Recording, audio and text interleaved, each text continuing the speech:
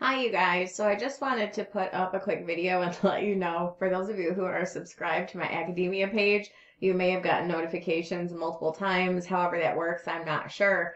For me, messing with this document because I included it in my study of the revelation of Jesus Christ several different places, and the red was a lighter red and it didn't show up. So I was making that darker, and then I was also bolding the texts so that it would show up better. Because in print it gets a little less clear. And then down here, I had 4,000, and it should have said 4,000-ish because it's not an exact 4,000 years. So I wanted to make that clear because I don't want to cause confusion. So each place I noticed I needed to make a change, I was re-uploading it. So I'm so sorry about that. But for those of you who are interested in how the feast days transitioned into the life of Christ, how they foreshadowed the coming of Christ, you got three actually here in creation. And day one was Tishri 1, and that was written into the law as the Feast of Trumpets. It was a memorial to the first day where the voice of the trumpet sounded, which was to create. Let there be light were the first words spoken by the trumpet. So that's actually what the Feast of Trumpets was a memorial of, because in Leviticus 23 it says it is a memorial of the blowing of trumpets. So it's memorializing or remembering something that already happened. It points back to day one of creation, which was Tishri 1. And then the embodiment of that was the ministry of Christ, who was the incarnation of the voice of God, the trumpet on earth.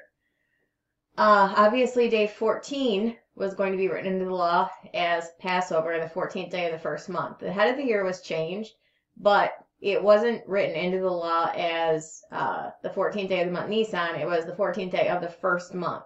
In Exodus 12, the months were changed. So this, in the garden, the first month was Tishri.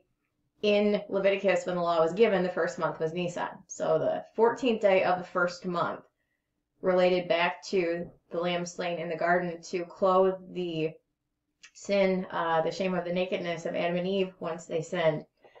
So that was that, and then that was the 14th day of what would become the 7th month after, like I said, the months were changed. But when this all happened, it was the month Tishri. So fast forward into the law, what's the very next day? Tishri 15, it's the first day of the Feast of Tabernacles, and that was the day Jesus was born. So if you take out the huge gap of time in between this event when they got removed from the garden and this event when they essentially got invited back in because the second Adam was born, you have no gap of time. It's like one day they were kicked out and then the next day they were invited back in. Separated by several thousands of years, yes, but that's kind of how that story works. If you close that span of thousands of years, it's one day they were removed, the next day they got invited right back. So that was the day the second Adam was born.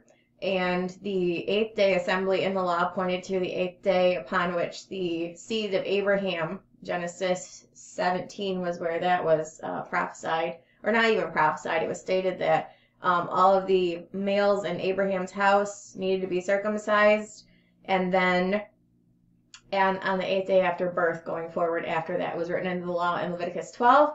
That's what the 8th day assembly attacked on the tabernacles represented, was the day that Christ was circumcised according to the seed of Abraham. He became the promised seed of Abraham from Genesis 12:3. So that's kind of what this represents in a nutshell. I've got some text over here that explains the transitions, the beginning of months, and all of that.